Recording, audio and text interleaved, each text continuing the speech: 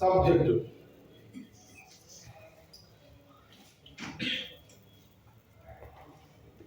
ముందు 2 లక్షల రైతు రుణమాఫీ అయిపోయింది.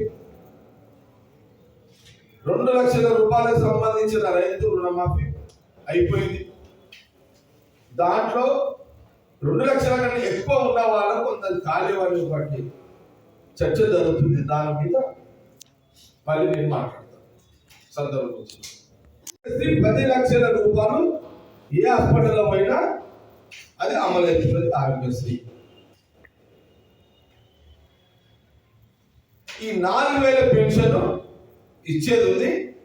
దానికి కూడా డబ్బులు సమకూర్చుకునే కార్యక్రమం మీద కాంగ్రెస్ గవర్నమెంట్ ఉన్నది. మేము ఇన్ని చెప్పినాము. మేము చెప్పిన దాంట్లో